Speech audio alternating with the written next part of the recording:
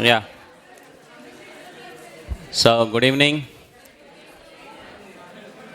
So, new chapter today, buyback of shares.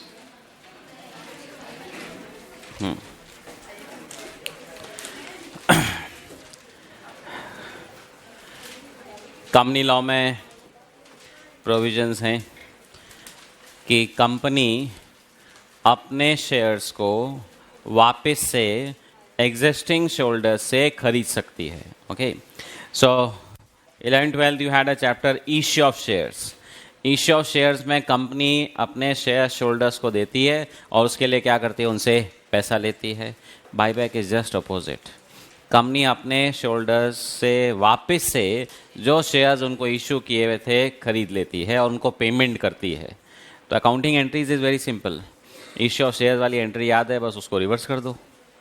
वहाँ bank account debit था, यहाँ to bank हो जाएगा. वहाँ equity share capital premium credit होता था, यहाँ डेबिट हो जाएगा. That's all. एंट्रीज में कुछ नहीं रखा है. Extremely simple. We need to understand properly the provisions of company law, the various calculations which we need to make for the amount of buyback which is allowed by company. Buyback और forfeiture में एक major difference है. Forfeiture से भी shareholder cease to be a shareholder, वो shareholder नहीं रहता. Buyback में भी shareholder नहीं रहेगा. But forfeiture में तो shareholder को ऐसे समझ लो भाई धक्का दे के निकाल दिया जाता है. ठीक है, उसके पैसे भी खा जाते हैं, वापस कुछ नहीं देते.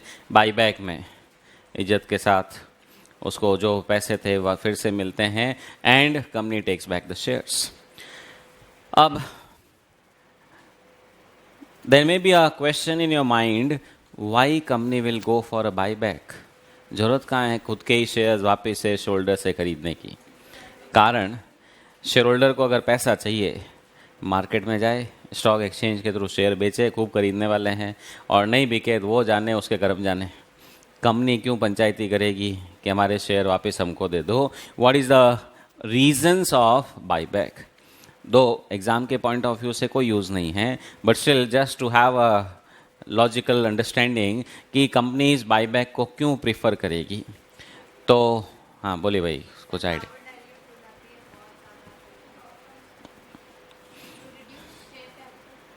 What is the advantage of reducing share capital? See, what is better? Debt equity ratio high होना चाहिए, कम होना चाहिए. 2:1 होना चाहिए. 2:1 से ज़्यादा खराब है कि अच्छा है? खराब है. बाईबैक से इक्विटी कम होएगी, डेट इक्विटी रेशियो बढ़ेगा.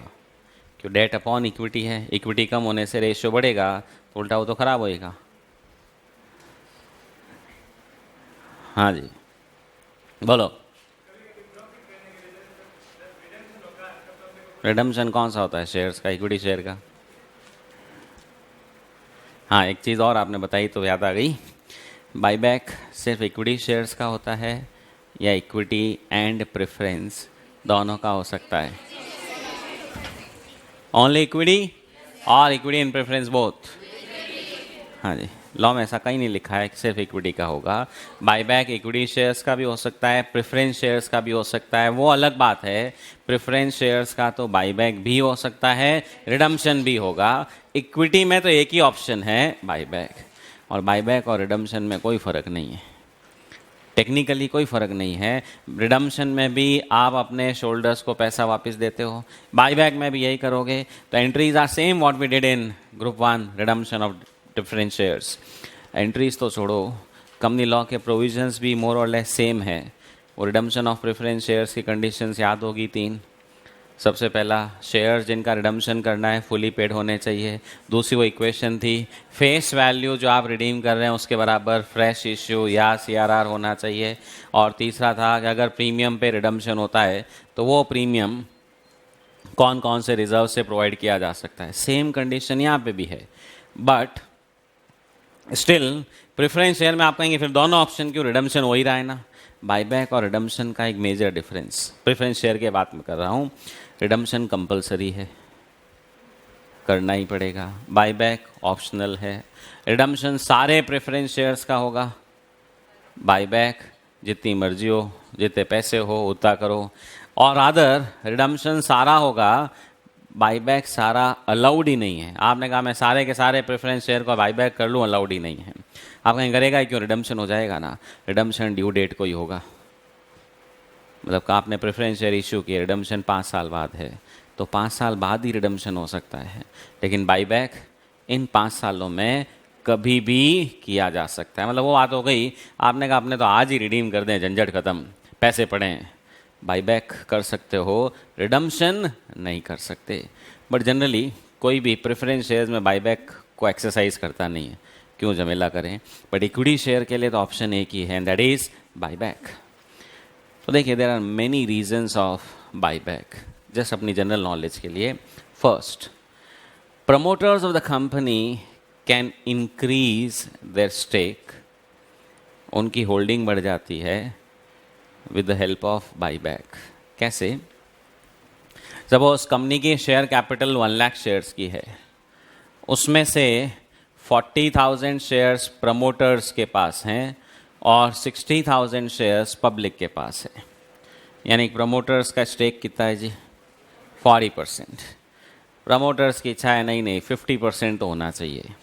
तो उसके लिए क्या करना पड़ेगा इनको? और शेयर सब्सक्राइब करें। हाँ, कितने लेने पड़ेंगे? और 10,000 से कैसे होगा? इसके पास 50 हो जाएंगे, इसके पास 60 है, टोटल 1,10,000 हो जाएंगे। कैसे होगा? हाँ, मार्केट से 10,000 खरीदो तो ठीक है, इधर -10 इधर +10 50 हो जाएगा। पर वो पब्लिक तो बेचने को ही तैयार नहीं, तो फिर इलाज क्या होगा? कंपनी को बोलेंगे फ्रेश इशू करो, प्रमोटर्स को खाली प्रेफरेंशियल इशू कर दो, जैसा भी कर दो। कंपनी की कैपिटल +20 एंड प्रमोटर्स के पास +20, प्रमोटर भी 60,000। तो इसमें प्रमोटर को अपनी जेब से पैसे लगाने पड़ेंगे। आपको ऐसा इलाज बताओ कि जेब से पैसा भी नहीं लगे और अपना परसेंटेज बढ़ जाए। देखिए, इनसे खरीदने हैं 10,000 तो भी पैसा चाहिए, कंपनी से सब्सक्राइब करने हैं तो भी पैसा चाहिए। अब बिना पैसे लगाए कैसे करें? तो उसका इलाज है बाईबैक। कंपनी अपने इन शेयर होल्डर्स को बोले कि हम आपके 20,000 शेयर खरीद लेते हैं, तो आप कहेंगे उसमें भी तो पैसे चाहिए। पैसे प्रमोटर की जेब के नहीं लगे, अब कंपनी के लगे, सेपरेट लीगल एंटिटी। ठीक है, तो कंपनी के पैसे काम लिए, पब्लिक से 20,000 शेयर बाईबैक कर लिए। पब्लिक के पास कितने रह गए? 40। प्रमोटर के पास कितने? 40। हो गया 50%। तो बिना पैसे लगाए होल्डिंग बढ़ाने का तरीका। दूसरा मेजर रीज़न, अगर कोई कंपनी के पास आइडल फंड्स पड़े हैं, पैसे पड़े हैं जिसका समझ में ही नहीं आ रहा है कौन से बिजनेस में लगाएं, क्या करें। जैसे अपन ने सुबह ही बात करी, managerial remuneration, profit on sale of business.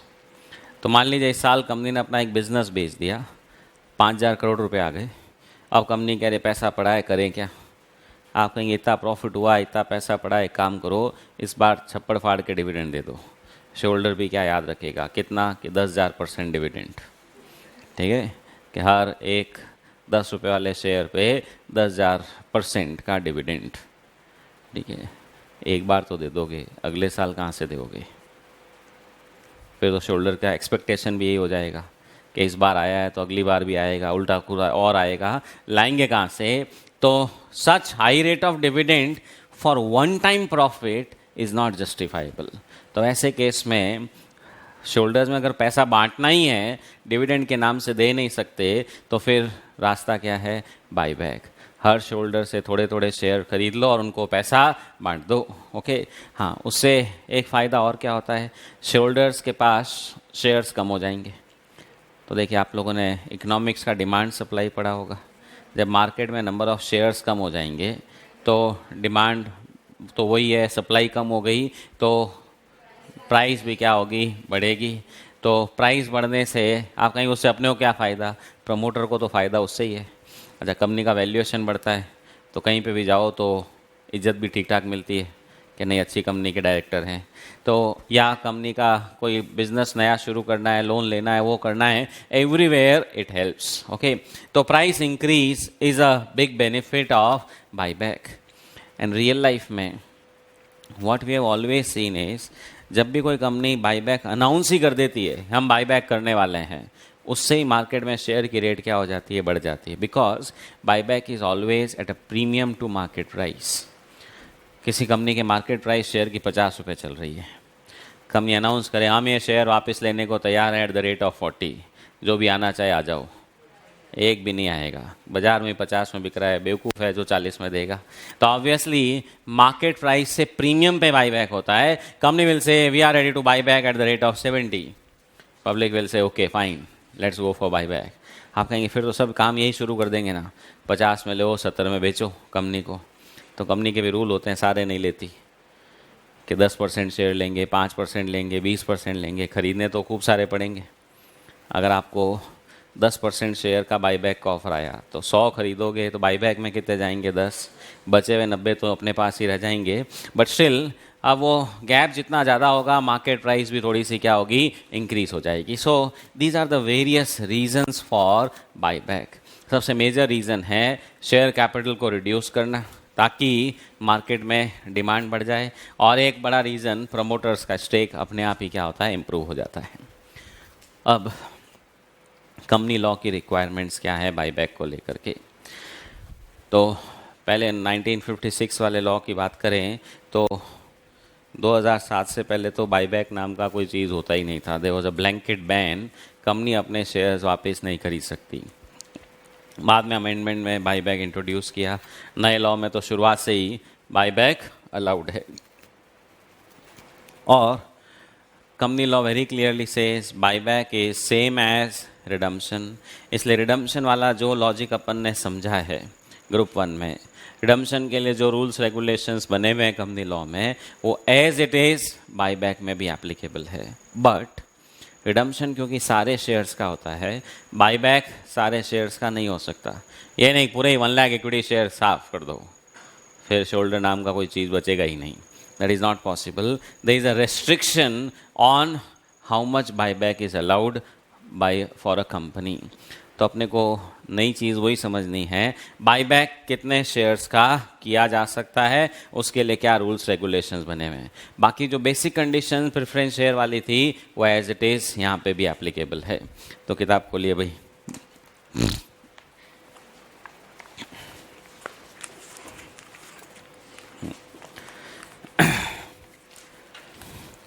Company can buy back its own shares as per provisions of section 68, 69, 70 of Companies Act 2013 and guidelines of SEBI।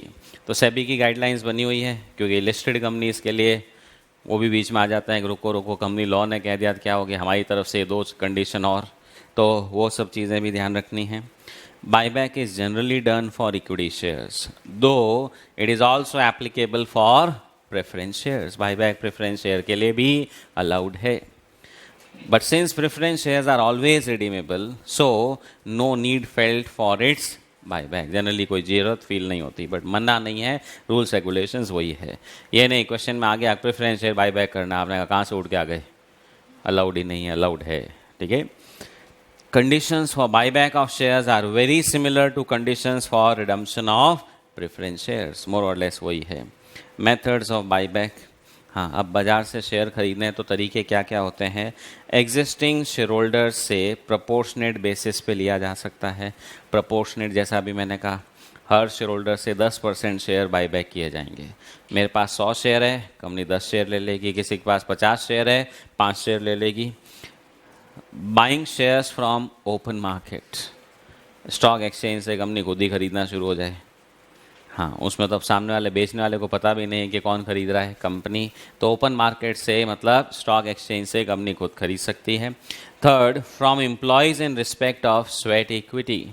Employees को जो आपने ईसॉप में स्वेट इक्विटी में शेयर्स दिए थे, company उन shares को भी वापस एम्प्लॉयज़ से क्या कर सकती है, ले सकती है। हाँ एम्प्लॉयज़ को शेयर देने में थोड़ी तकलीफ़ें भी है। वैसे आप लोगों ने सुना है, वैसे इसी चैप्टर में अपन कर लेंगे, अगले चैप्टर में differential rights, shares with differential rights. Equity shares में भी दो तरह के इक्विटी शेयर हो सकते हैं, एक नॉर्मल वोटिंग राइट्स, एक डिफरेंशियल वोटिंग राइट्स, डीवीआर भी बोलते हैं इसको। तो एम्प्लॉयज़ को जब भी शेयर दिए जाते हैं ना, उसमें वोटिंग राइट्स कर्टेल करके दिए जाते हैं। कारण, आप लोग किसी कंपनी के एम्प्लॉय हो, कंपनी इनका बहुत बढ़िया काम कर रहे हैं, सबको 10-10 हज़ार शेयर ऑप्शंस के दे दो भाई, ईसॉप में, स्वेट इक्विटी जिसको आप कहते हैं। अब जैसे ही आपको शेयर मिले, आपके मन में फीलिंग आएगा, अब तो हम इस कंपनी के मालिक हैं, शेयर होल्डर है ना, मालिक हैं तो काम हम थोड़ी करेंगे, अब हम एम्प्लॉय थोड़ी हैं। तो ऐसी फीलिंग नहीं आ जाए और कल को आप पंचायती करने और आ जाओ मैनेजमेंट में, ऐसे नहीं होना चाहिए, वैसे होना चाहिए। तो जनरली एम्प्लॉयज़ को जो स्वेट इक्विटी वाले शेयर्स दिए जाते हैं, उसमें एम्प्लॉयज़ के वोटिंग राइट्स पे रेस्ट्रिक्शन होता है, क्या करके इधर हंगामा नहीं करोगे। But those employees have a right to sell those shares in the market. Market में तो थर्ड पार्टी खरीदने के बाद उसको वोटिंग राइट आएगा ही। कंपनी चाहे तो वही स्वेट इक्विटी वाले शेयर्स एम्प्लॉयज़ से क्या कर सकती है, खरीद सकती है। जैसा भी हो, पैसे तो देने ही हैं, चाहे ओपन मार्केट से खरीदो, चाहे एग्जिस्टिंग शोल्डर्स से खरीदो, चाहे एम्प्लॉयज़ से खरीदो। Important conditions for buyback. First, buyback must be authorized by articles and by board resolution, shoulders resolution. आपने कहा ऑब्लिक क्यों लगाया भाई, बोर्ड ऑब्लिक शोल्डर्स, वो आगे आएगा अपने, कब बोर्ड रेजोल्यूशन से काम चल जाएगा, कब shoulders resolution. Buyback must be completed with in 12 months of passing resolution. Resolution pass हुआ, अगले 12 महीने में वो शेयर खरीद के सलटाना है। आपने कहा हम तो खरीद ही नहीं पाए, नया रेजोल्यूशन पास करो। थर्ड पॉइंट, ये अपने प्रेफरेंस शेयर वाली बातें आ गई। Shares which are subject to buyback must be fully paid before buyback.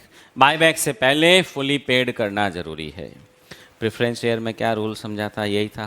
और अगर पार्टली पेड हो तो क्या करेंगे, फुली पेड करेंगे। कैसे करेंगे, पैसे मंगवा करके और उसके बाद रिडम्पशन। यहाँ पे भी अगर क्वेश्चन में मान लो इक्विटी शेयर पार्टली पेड दिए हैं और क्वेश्चन ने कह दिया इनका बाईबैक करना है, पहले एक्स्ट्रा काम करो, क्या, फाइनल कॉल मंगवाओ, पैसा रिसीव करो, उसके बाद बाईबैक। लिखो भाई,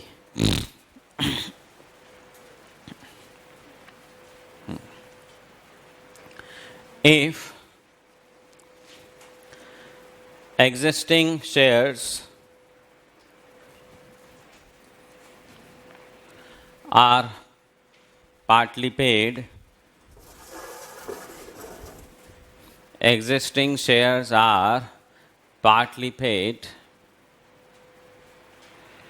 they have to be made fully paid, they have to be made fully paid, उनको fully paid बनाना पड़ेगा। they have to be made fully paid by receiving call money, by receiving call money. हाँ, call money मंगवा करके fully paid कर देंगे, okay, by default. ये नहीं है कि क्वेश्चन ने तो कहा ही नहीं हम क्या करें, कॉल मनी मंगवाओ, फुली पेड करो, उसके बाद बाय बैक। सेकेंड कंडीशन क्या है, देखिए वही लैंग्वेज मिलेगी आपको। To the extent of face value of shares bought back. Face value of shares जिसका बाईबैक हो रहा है, उसके बराबर there must be either proceeds of fresh issue of, ये दो वर्ड नए हैं, अंडरलाइन करो, डिफरेंट क्लास ऑफ शेयर्स। वहाँ प्रेफरेंस शेयर में क्लास व्लास की कोई बात नहीं थी, फ्रेश इश्यू ऑफ शेयर्स ही था। मतलब मैं प्रेफरेंस शेयर रिडीम कर रहा हूँ, प्रेफरेंस शेयर ही इश्यू कर सकता हूँ, इक्विटी भी इश्यू कर सकता हूँ। यहाँ पर अगर मैं इक्विटी शेयर बाईबैक कर रहा हूँ तो fresh issue same equity share का नहीं हो सकता। फिर मतलब क्या रहा, आपने कहा बाईबैक क्यों कर रहे हैं, साहब कैपिटल कम करनी है। जितने बाईबैक किए होते ही फ्रेश इश्यू कर दिए, तो घूम फिर के तो वहीं रह गए। ओके, तो देयरफॉर अगर मैं इक्विटी शेयर का बाईबैक कर रहा हूं तो फ्रेश इश्यू इक्विटी का नहीं हो सकता, प्रेफरेंस का कर दो। या अगर मैं एक इक्विटी शेयर बाईबैक कर रहा हूं तो different class of equity share issue कर सकता हूं। मतलब जैसा भी मैंने कहा ना, differential voting rights, differential dividend rights. मान लीजिए नॉर्मल वाला इक्विटी शेयर बाईबैक किया, अब मैंने फ्रेश इश्यू में एक नई class B of equity share दे दिया। आपने कहा उसमें क्या फ़र्क है साहब, कि क्लास बी वाले इक्विटी शेयर में डिविडेंड क्लास ए वाले से डबल मिलता है। क्लास अलग करने के तरीके खूब हैं, वोटिंग राइट्स अलग कर दो, डिविडेंड राइट्स अलग कर दो, तो अपने आप ही वो क्लास क्या हो गई, चेंज हो गई। तो different class of shares issue कर सकते हो और creation of capital redemption reserve और कॉम्बिनेशन ऑफ बोथ। नीचे फॉर्मूला लिख लो। Face value of buyback equals to proceeds of fresh issue of different class of shares. So proceeds of fresh issue of different class of shares plus CRR. हाँ, दो में से एक हो सकता है, दोनों का कॉम्बिनेशन भी हो सकता है।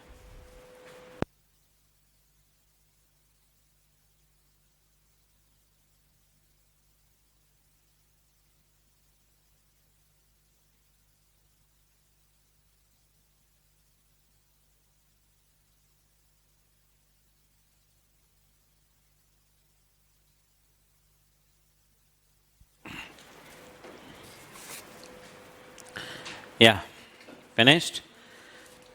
अब थोड़ा बताओ भाई याद करके, प्रोसीड्स का मतलब क्या था?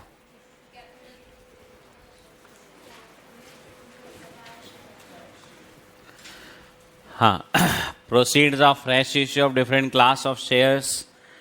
रिडम्पशन में क्या रूल था? कैपिटल के लिए कितना पैसा बाईबैक से पहले रिसीव हुआ, याद आ गई? वहाँ रिडम्पशन से पहले, रिडम्पशन के बाद पैसा आने वाला है, कोई काम का नहीं। यहाँ पे भी रूल वही है, तो नीचे लिखिए अब, प्रोसीड्स मीन्स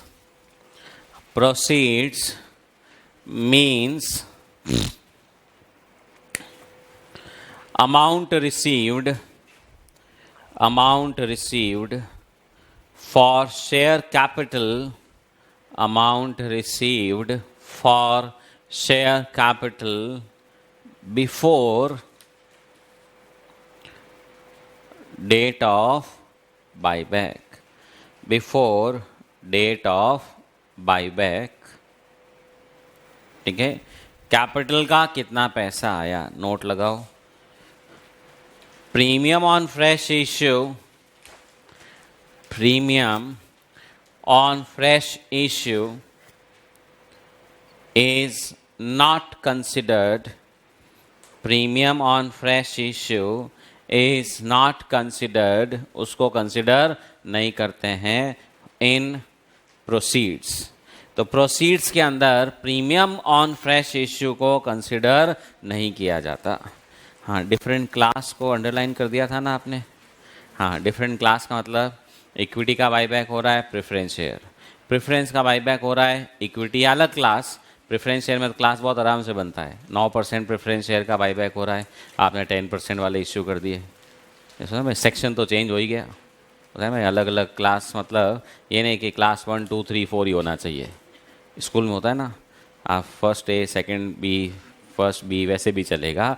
तो अलग अलग क्लास का मतलब इक्विटी की जगह प्रेफरेंस भी चलेगा, प्रेफरेंस की जगह दूसरी क्लास का प्रेफरेंस भी चलेगा, और इक्विटी का बाईबैक हो रहा है तो अलग इक्विटी शेयर भी चलेगा। ओके, जिसके voting rights, dividend rights change किए जा सकते हैं। ठीक है, तो अगली लाइन में लिख दो, different class of shares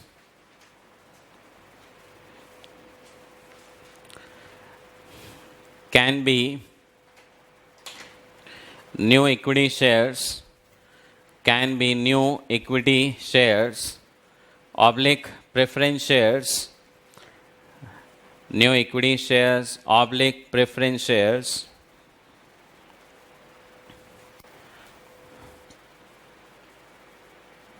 with different dividend and voting rights, different dividend and voting rights।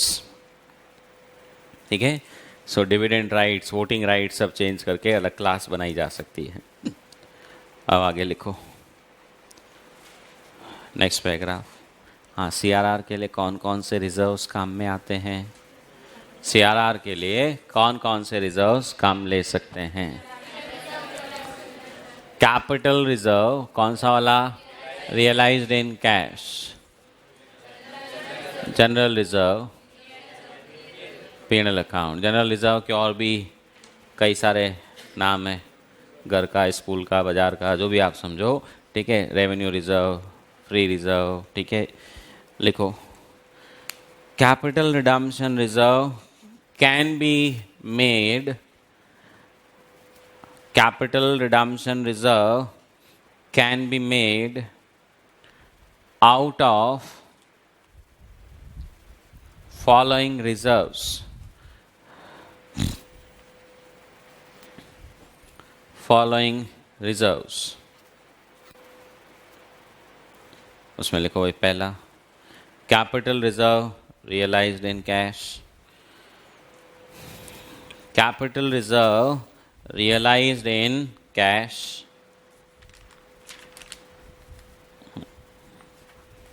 दूसरा,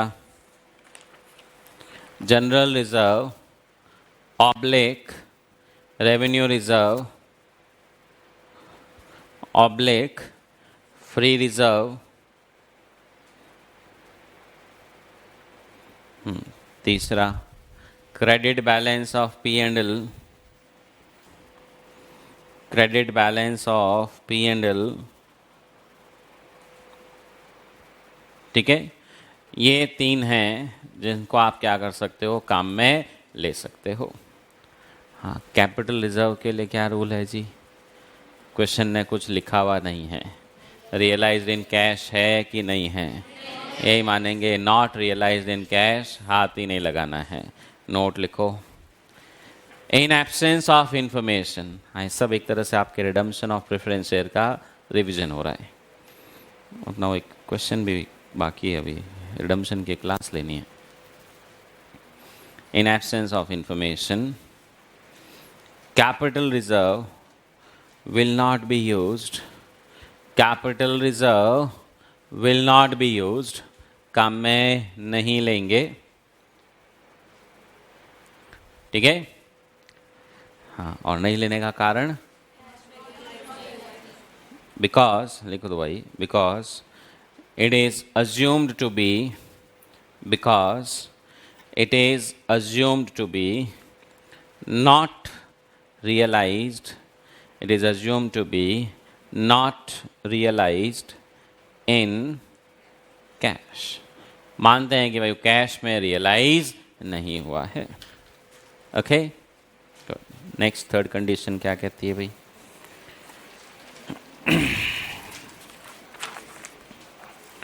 If buyback is at premium, such premium is provided, that is written off from following reserves। हाँ, अब अगर buyback premium पे हो रहा है तो premium on buyback कहाँ कहाँ से प्रोवाइड किया जा सकता है, कहाँ से राइट ऑफ कर सकते हैं?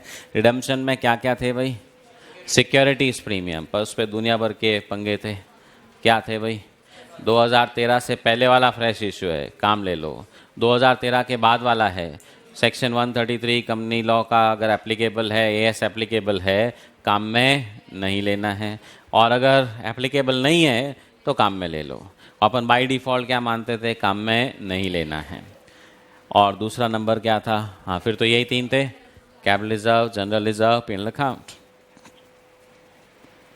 यहाँ पर बाईबैक में अगर मैं 10 रुपये का शेयर 50 रुपये में खरीद रहा हूँ, I am paying a premium of 40 rupees. That 40 rupees I can provide out of securities premium, allowed है। और उसके अलावा ये तीन है ही, लिखो आउट ऑफ फॉलोइंग रिजर्व्स में first securities premium reserve,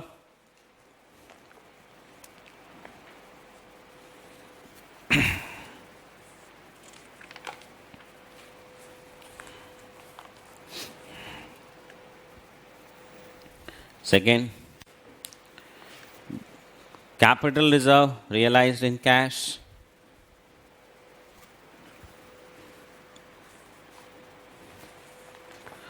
third,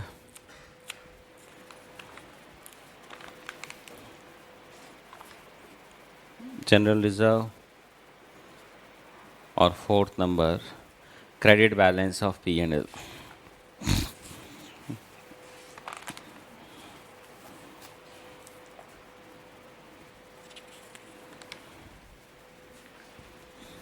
चलिए जी, तो ये बेसिक 3 कंडीशंस अपन ने समझी। सेम वही redemption of preference share, copy paste, कोई फ़र्क नहीं। कारण जब लॉजिकली टेक्निकली भी कोई फ़र्क नहीं है, रिडम्पशन में भी शोल्डर को पैसे देते हो। वहाँ याद हो तो उस चैप्टर में अपन ने डिस्कस किया था कि रिडम्पशन में ये सब कंडीशन क्यों रखी गई है, ताकि क्रेडिटर्स जो बिजनेस की लाइबिलिटीज़ वाले लोग हैं उनके रिस्क इंक्रीज नहीं हो। यहाँ पे भी तो शोल्डर को पैसा ही दे रहे हो, रूल वो कि वो रहने वाला है, नथिंग डिफरेंट। इसके अलावा now there are restriction on number of shares which are allowed for buyback, वो बाद में डिस्कस करेंगे। पहले अकाउंटिंग एंट्रीज। तो अकाउंटिंग एंट्रीज मैंने आपको कहा इश्यू ऑफ शेयर्स में जो एंट्रीज करते थे बस उसका रिवर्स कर दो। ओके, इश्यू ऑफ शेयर्स में पहली एंट्री क्या होती थी, buyback to share application account. यहाँ समझ लो उल्टा कर दूंगा, application debit to buyback to bank कर दूँ, भाई पैसे देने हैं ना। फिर एप्लीकेशन को कहाँ ट्रांसफ़र करते थे, कैपिटल में, प्रीमियम में। एंट्री क्या होती थी, application debit to share capital to securities premium. यहाँ रिवर्स हो जाएगा। यहाँ एंट्री क्या हो जाएगी, मान लीजिए इक्विटी शेयर कैपिटल डेबिट, कौन सा वाला अमाउंट, फेस वैल्यू वाला, कैपिटल वाला। प्रीमियम जो भी है, हाँ सिक्योरिटीज प्रीमियम भी हो सकता है। देखिए प्रीमियम पे इशू करते हो ना, तब तो प्रॉब्लम ही नहीं है, प्रीमियम में डाल दो। प्रीमियम जब आप पे करते हो तो प्रीमियम डेबिट उतना ही हो सकता है जितना है। आपने कहा प्रीमियम कितना पे किया, 50 लाख, आपने कहा प्रीमियम डेबिट कर दो 50 लाख से, पता चला बैलेंस ही उसका 30 लाख है। इसीलिए तो नंबर आता है प्रीमियम काम ले लो, फिर ये काम ले लो, फिर ये ले लो, फिर ये ले लो। भाई जब कोई चीज़ काम लेनी है तो जितनी है उससे ज़्यादा थोड़ी ले सकती हो, लेकिन जब कोई चीज़ लेनी है आपको, मर्जी हो जितनी ले लो, जितना सामने वाला दे रहा है। ओके, तो अंडरस्टैंड, यहाँ पर आप कहेंगे सिर्फ सिक्योरिटीज प्रीमियम डेबिट हो, जरूरी नहीं, उसके साथ में दूसरे रिजर्व्स भी हो सकते हैं। हाँ, उधर एंट्री क्या करते थे, application debit to capital to premium. यहाँ रिवर्स कर रहा हूँ, कैपिटल डेबिट प्रीमियम डेबिट ऐसे समझ लीजिए, टू शेयर एप्लीकेशन। हाँ, आप कहेंगे एप्लीकेशन कहाँ से लाऊं, चलो नया का अकाउंट बोल देते हैं, टू शेयर बाईबैक अकाउंट। भाई कुछ तो अकाउंट खोलना पड़ेगा ना। और पैसे देने की एंट्री, पैसे लेने की एंट्री क्या थी, बैंक टू शेयर एप्लीकेशन। यहाँ देने की एंट्री क्या हो जाएगी, share buyback debit to bank. ये लीजिए अकाउंट बंद हो गया।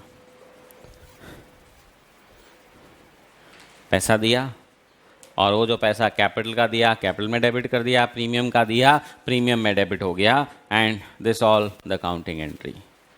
हाँ ठीक है, थोड़ा और इसको मॉडिफाई कर देंगे। आप कहेंगे थोड़ा प्रीमियम राइट ऑफ करने का अलग फीलिंग आना चाहिए, कर देंगे। जैसे रिडम्पशन में क्या करते थे, याद करो भाई एंट्रीज, रिडम्पशन ड्यू करते थे, entry capital debit, premium on redemption debit to preference share holders. फिर पैसा देने वाली entry preference holders to bank. उसके बाद प्रीमियम राइट ऑफ करने वाली एंट्री करते थे कि reserve surplus debit to premium on redemption. यहाँ पे आप कहेंगे हमने भी प्रीमियम ऑन बाईबैक दिया, वो तो कोई फीलिंग ही नहीं आई, अभी कर देते हैं। Capital debit premium on buyback debit to share buyback account, यही समझ लो, टू शेयर होल्डर के बजाय share buyback account, share buyback to bank. आप कहेंगे प्रीमियम को राइट ऑफ करना है, एक एंट्री और हो जाएगी, reserve surplus debit to premium on redemption. Absolutely same, nothing different, entries वही है। हाँ, आपने कहा मैंने तो सीधा बाईबैक के बजाय टू बैंक कर दिया, कोई ज़्यादा फर्क पड़ने वाला नहीं, बट ठीक है, रूल वही है। मैंने आपको बताया था जो चैप्टर है उसकी इज्जत पूरी करनी है, उसकी एंट्रीज बराबर डिटेल में होनी चाहिए। तो that is all what we have. Page 17 निकालिए, accounting entries. First entry, final call due on shares if any. हाँ, अगर कोई फाइनल कॉल ड्यू है, entry share final call account debit to equity share capital. Next entry bank account debit to share final call. Third, fresh issue. Fresh issue का अगर point है, fresh issue कब होगा, buyback से पहले, तो bank debit to share capital to securities premium. हाँ, अब वो शेयर कैपिटल इक्विटी है तो इक्विटी हो जाएगा, प्रेफरेंस है तो प्रेफरेंस हो जाएगा। सेल ऑफ इन्वेस्टमेंट, आप कहीं ये कहाँ आ गया, वो रिडम्शन में भी था। पैसे तो चाहिए ना बाई बैक के लिए, हर कोई बैंक में थोड़ी पैसा रखता है, तो कहीं ना कहीं इन्वेस्ट कर रखा होगा, बेचने की एंट्री। हाँ, इसका इस चैप्टर से कोई लेना देना नहीं है, बट ठीक है। हाँ, और बेसिक वाली एंट्री आएगी 11-12 वाली। ये नहीं वो आ जाएगा क्या, वो डिबेंचर खरीदे हुए थे, एक्स इंटरेस्ट कम इंटरेस्ट, फिर बैठ के प्रॉफिट लॉस भी निकालो, नॉट एक्सपेक्टेड। क्योंकि चैप्टर का क्वेश्चन 5 नंबर 7 नंबर का ही आता है, तो 5 नंबर में आपको इन्वेस्टमेंट की पूरी मेहनत थोड़ी कराएगा। ठीक है, तो 11-12 वाली entry, bank account debit to investment. हाँ, अगर बेचने पे प्रॉफिट लॉस हुआ कहाँ चला जाएगा, P&L में। अब main entry buy back due, यही equity share capital debit, premium on buy back debit to share buy back account, यही समझ लो रिडम्शन वाली ड्यू करने की एंट्री। हाँ, इक्विटी शेयर कैपिटल डेबिट के आगे लिखो फेस वैल्यू,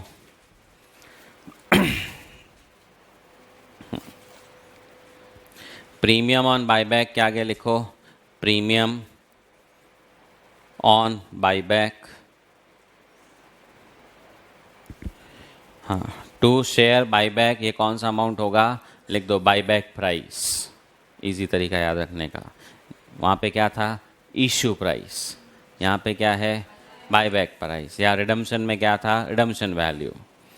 नेक्स्ट पेमेंट की entry, share buyback account debit to bank. अब अगली दो एंट्रीज आपने कहा प्रीमियम राइट ऑफ करना है, तो reserve surplus debit to premium on buyback. और फिर अगर CRR बनाना है, reserve surplus debit to CRR। हाँ, याद रखिएगा प्रीमियम के लिए सिक्योरिटीज प्रीमियम भी काम आएगा, लेकिन CRR बनाने के लिए सिक्योरिटीज प्रीमियम काम नहीं आता। हाँ, ये जो लास्ट वाली दो एंट्रीज आप चाहो पहले भी कर सकते हो, कोई फ़र्क नहीं पड़ता है, क्योंकि सेम डेट को होगी।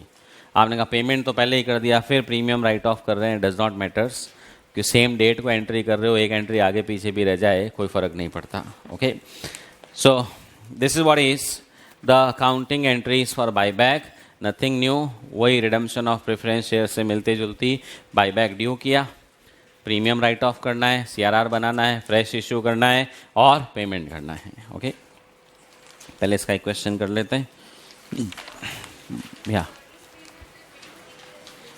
सिक्योरिटीज प्रीमियम, नहीं बाईबैक में ऐसा कुछ प्रॉब्लम ही नहीं है ना, वो रिडम्शन ऑफ प्रेफरेंस शेयर के लिए किया। पुराने शेयर हैं चाहे नए शेयर हैं, बाईबैक अगर कर रहे हैं प्रीमियम इज अलाउड। देखो जी, question 1, Zaveri Limited resolved to buy back 3 lakh of its fully paid equity shares of 10 each at rupees 12 per share। तो 3 लाख शेयर्स बाईबैक करने हैं 10 रुपये वाले, किस रेट में, 12 रुपीज़, 2 रुपया प्रीमियम देना है। For the purpose it issued 10,000 13% preference shares of 10 each at par. Fresh issue में प्रेफरेंस शेयर दिए, ठीक है चलेगा। हाँ, इक्विटी तो हो नहीं सकता था। 10,000 शेयर इशू किए हैं 10 रुपीज़ वाले at par, the total sum being payable with application. In fresh issue का सारा पैसा एप्लीकेशन पे ही था, दो एंट्री नहीं करनी है फ्रेश इशू की, सीधी bank account debit to capital. Company use rupees 8,50,000 of its balance in securities premium apart from adequate balance in general reserve. बोला जनरल रिजर्व में खूब है, आपको पूछने की जरूरत नहीं कितना है, आपको जितना डेबिट करना है कर देना। To fulfil the legal requirements regarding buyback, pass journal entries for all transactions involve in buyback. शुरू करिए भाई। पहले एक वर्किंग नोट, हाँ प्रेफरेंस शेयर में कौन सा वर्किंग नोट बनाते थे कि भाई CRR या फ्रेश इश्यू कितना करना है। इसमें फ्रेश इश्यू तो दिया हुआ है, तो वर्किंग नोट किसका बनेगा, CRR कितना बनाना है। लिखो heading, calculation of CRR required, calculation of CRR required।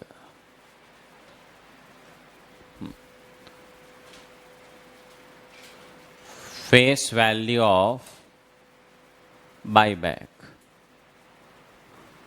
3 lakh shares into 10 rupees 30 lakh less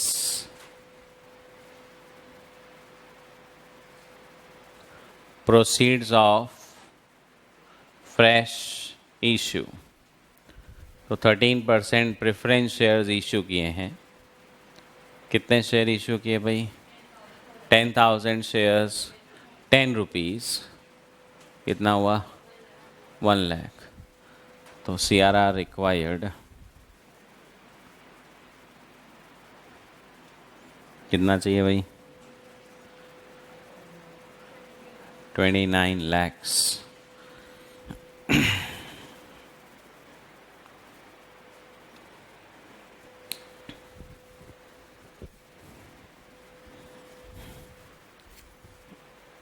Okay?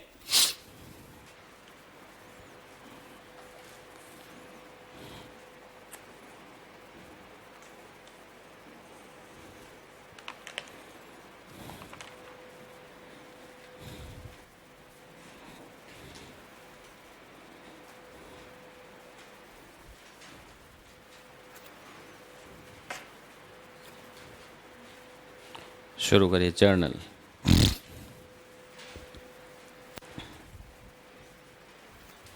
serial number, particulars, debit and credit.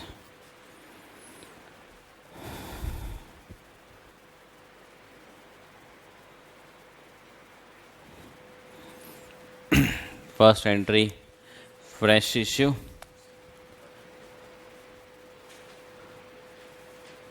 Bank debit to 13%.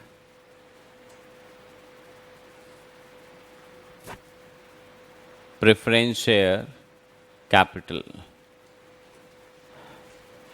So bank account debit to 13% preference share capital. How much? 1 lakh rupees. Narration. Being fresh issue made. ये सबसे छोटा narration. थोड़ा और बड़ा, fresh issue of preference share made, और बड़ा 10,000 shares made, मतलब जितनी आपकी श्रद्धा होता लिख सकते हो, ठीक है। हाँ, श्रद्धा से भी बड़ा बेटर मारवाड़ी वर्ड, जितनी श्रद्धा हो उतना लिख सकते हो, ठीक है। हाँ, लिख लिया भाई। नेक्स्ट सेकेंड, हाँ सेकेंड एंट्री कौन सी? बाय बैक ड्यू करने की। यहाँ इन्वेस्टमेंट बेचने नहीं है, शेयर फुली पेड ही मानेंगे। हाँ, second entry equity share capital debit. 3 lakh shares का मतलब 30 lakhs। Premium on buyback debit 6 lakh to share buyback account 36 lakhs.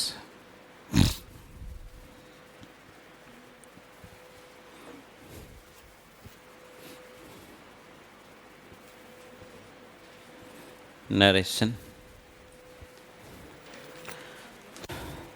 Being buyback due.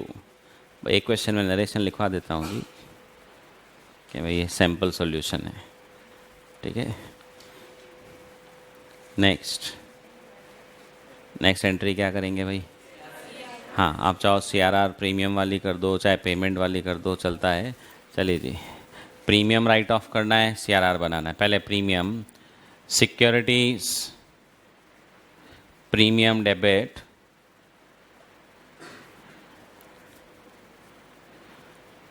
हाँ 6 लाख चाहिए अपने को। तो प्रीमियम में 850 है, आप कहेंगे अपने को तो 6 लाख ही चाहिए, पूरा यहीं से एडजस्ट हो जाएगा। To premium on buyback 6 lakh. हाँ, CRR 29 lakhs का बनाना है। तो प्रीमियम देखिए 8.5 लाख था, 6 lakh we used, you left with 250। तो CRR में, हाँ CRR में प्रीमियम काम नहीं आता, गलती मत कर दीजिएगा। 2.5 लाख तो वो ले लेते हैं, रिमेनिंग जनरल रिजर्व। तो next entry number 4, general reserve debit. Narration being premium on buyback return of.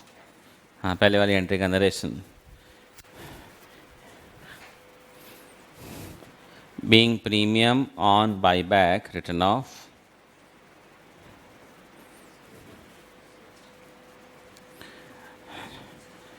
Next entry, general reserve debit to capital redemption reserve. General reserve debit to capital redemption reserve 29 lakhs. Narration. Being CRR made,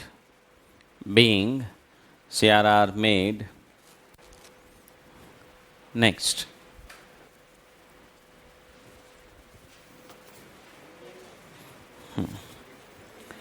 last entry पैसे देने की, share buyback account debit to bank.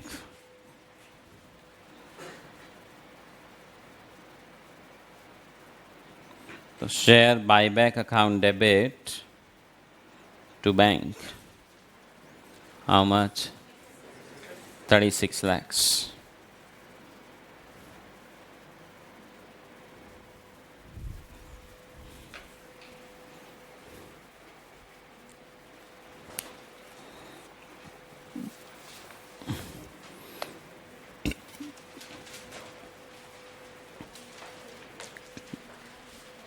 Okay, next question. M Limited furnishes the following balance sheet on March 31, 2019. Rupees in thousand. Share capital में issued and subscribed 3 lakh equity shares of 10 each fully paid up. 20,000 preference shares of 100 each. Bracket में क्या लिखा है? Issued 2 months back for the purpose of buyback. Buyback के लिए ही fresh issue किया है.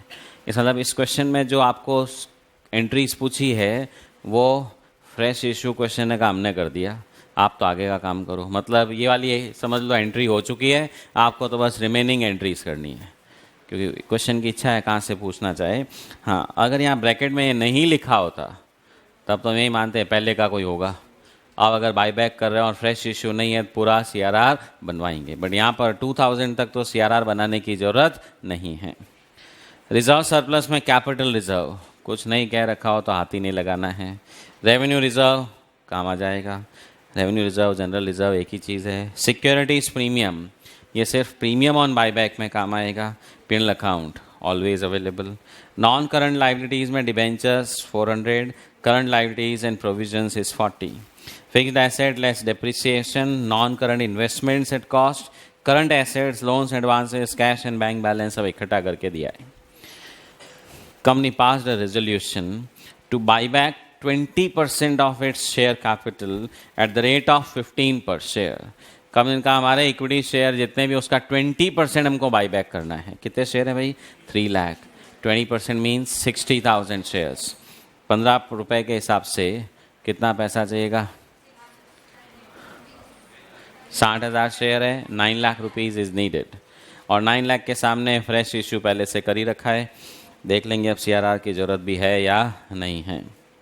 For this purpose it sold investments of 30 lakhs for 25 lakhs.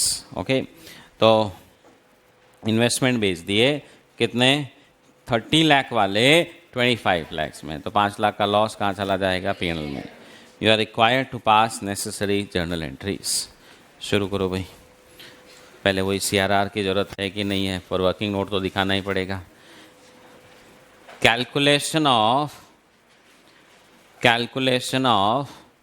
CRR required.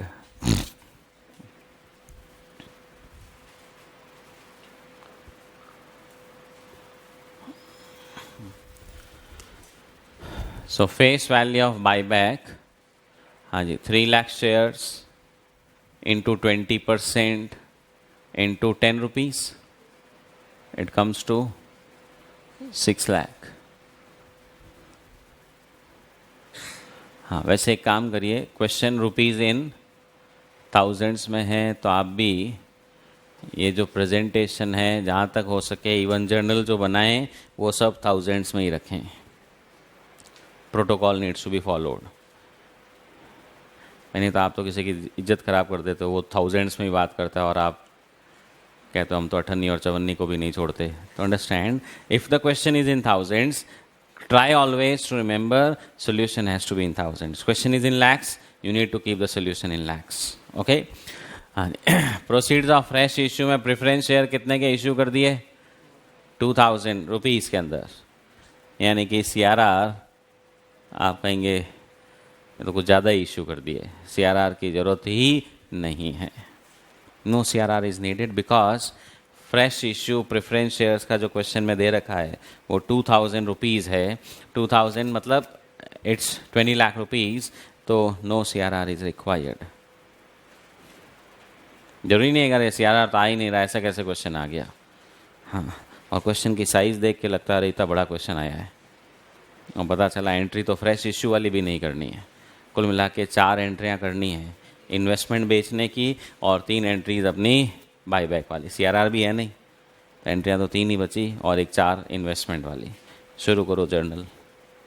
Institute नाइंसाफ़ी नहीं करती है, इतना बड़ा क्वेश्चन और 5 नंबर. वो ज़रूर है, क्वेश्चन पढ़ने में तो टाइम ख़राब हो ही जाता है. आपने कहा डिबेंचर भी पढ़ा, क्या काम आया? कुछ काम नहीं आया. मैं नहीं भाई, जर्नल.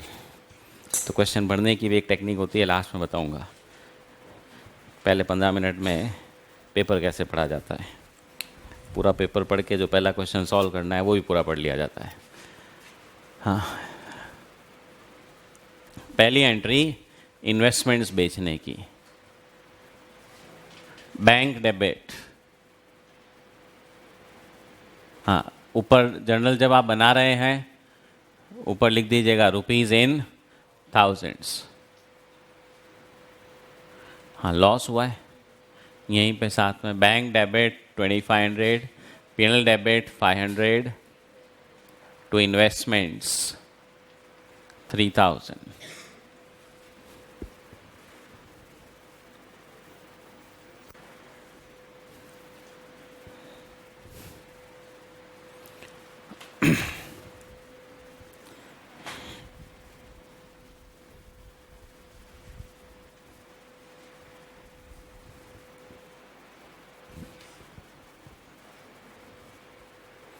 Okay, second entry.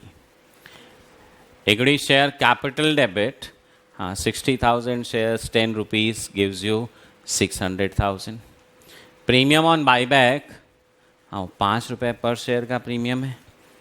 तो कैपिटल का, हाँ देखिए रुपीज़ इन थाउजेंड में कन्वर्ट करने के लिए भी ज़्यादा माथापच्ची मत करो, कन्फ्यूज़न वाला काम हो तो 60,000 इंटू 10 डिवाइड बाई 1000 कर दो.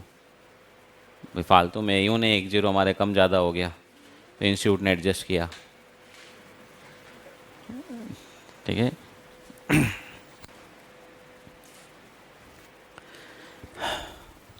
To share buyback account 900. Premium write off करने के लिए क्या है जी अपने पास? सिक्योरिटीज प्रीमियम में 500 पड़ा है, अपने को तो 300 ही चाहिए. चलिए done.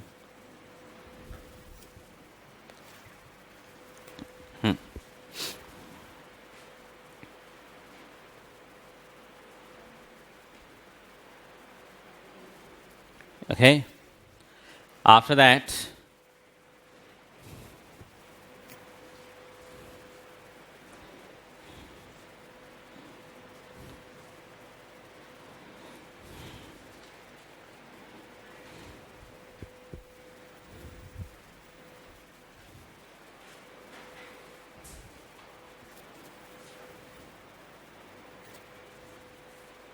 Share buyback to bank.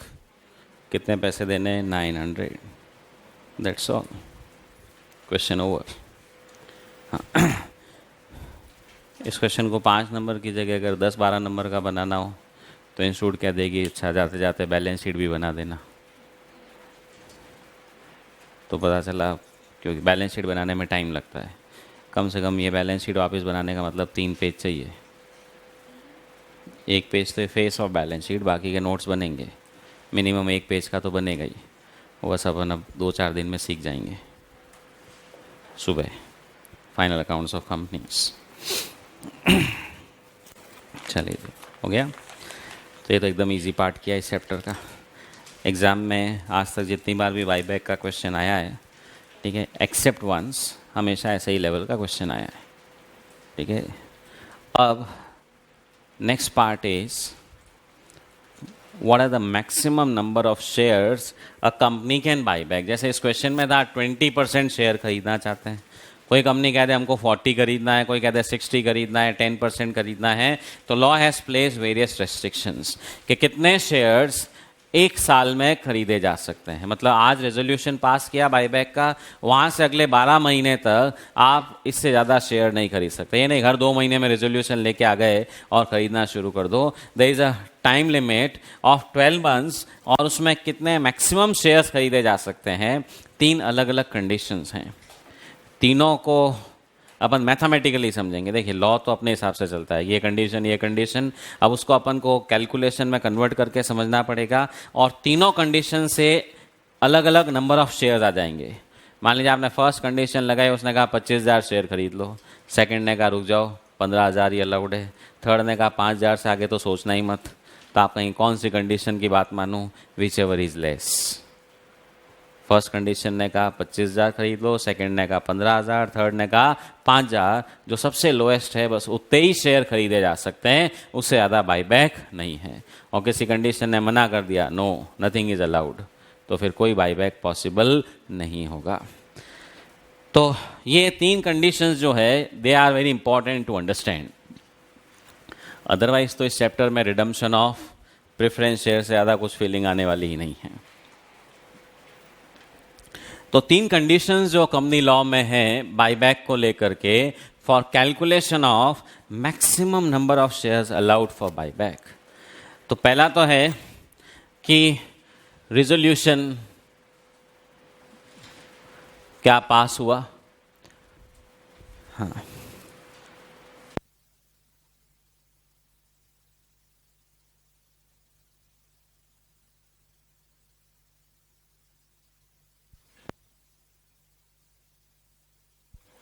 तो देखिए बाईबैक के लिए 3 अलग अलग तरह की कंडीशंस है रिजोल्यूशन बेस्ड। अगर बोर्ड ऑफ डायरेक्टर्स ने ही कहा हम ही रिजोल्यूशन पास कर देते हैं, कौन शोल्डर को बुलाए। ओके, बोर्ड ऑफ डायरेक्टर्स ने रिजोल्यूशन पास कर लिया, तो company law says highest buyback allowed is 10%। मतलब इक्विटी शेयर्स के 10% खरीद लो, उसके आगे कुछ भी नहीं। अगर शोल्डर्स ने रिजोल्यूशन पास किया तो buyback can be up to 25% of equity share capital. Equity share जैसे इस क्वेश्चन में था ना 3 लाख शेयर्स थे, अगर बोर्ड रिजोल्यूशन के थ्रू बाईबैक पे जाना चाहते हो 10% यानी कि 30,000 शेयर, बस रुक जाओ। शोल्डर्स रिजोल्यूशन के थ्रू जाना चाहते हो 25% शेयर्स तक खरीद सकते हो। और लिस्टेड कंपनीज में सेबी कहती है हमारी कौन सुनेगा भाई।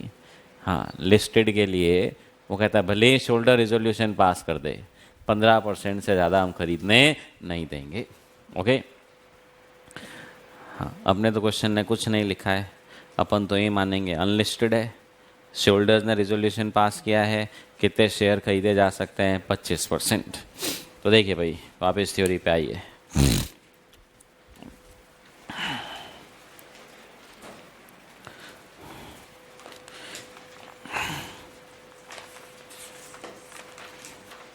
हाँ, page 15, calculation of maximum number of shares allowed for buyback.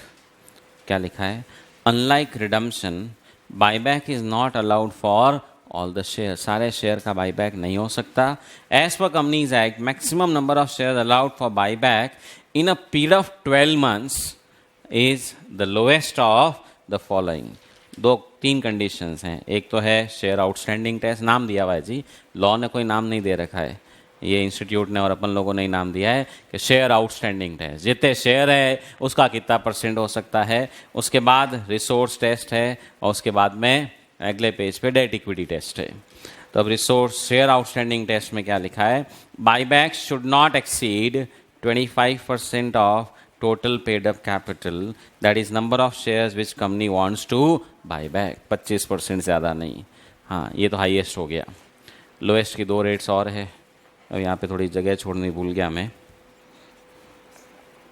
आप क्या करो वहाँ पे यहाँ पे एस्ट्रिक लगाओ और थोड़ा यहाँ पे लिख लो, ये नीचे की 4 लाइनें काम इसी पेज पे समझ गए ना भाई? भाई यहाँ पे मेरे को कुछ लिखवाना है ना, यहाँ पे एक एस्ट्रिक लगाइए और यहाँ एस्ट्रिक लगा करके, ठीक है, 4 लाइनें चाहिए।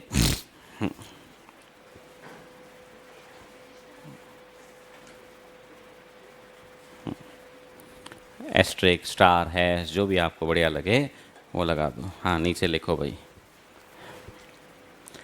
If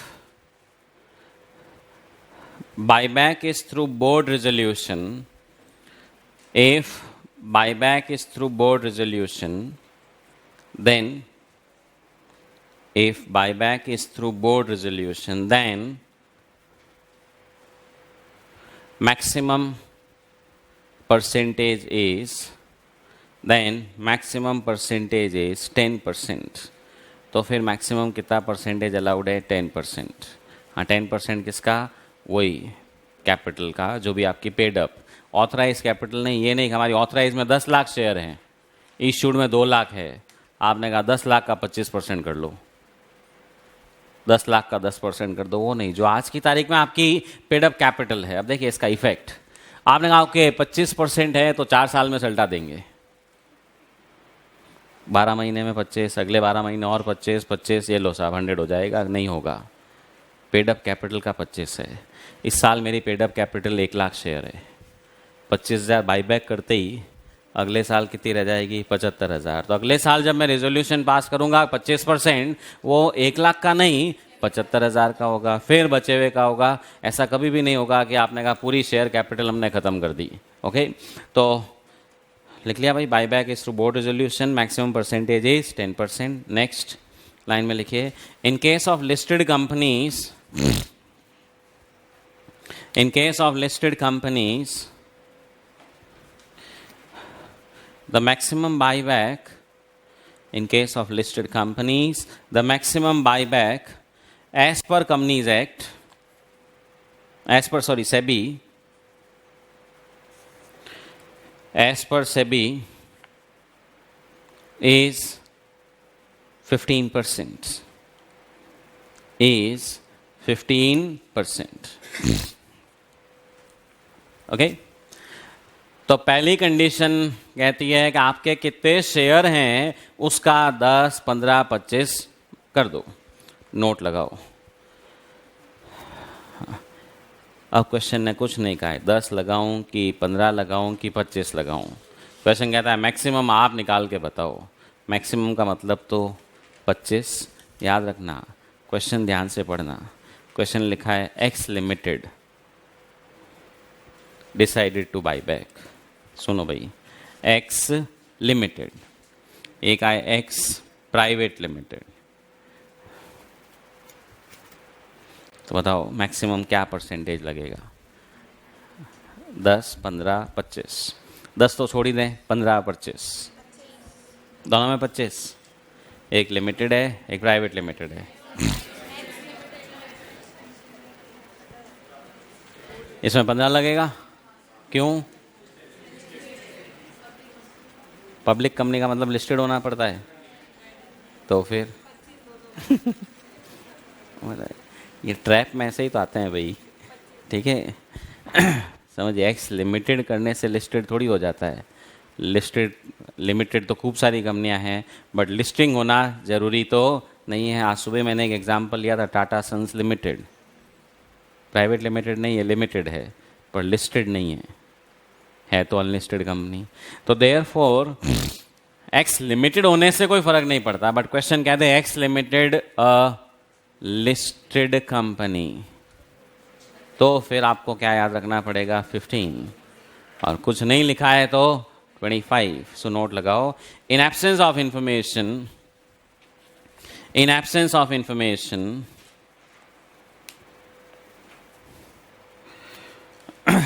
we use 25%. In absence of information, we use 25%. Okay? आज के लिए इतना ही।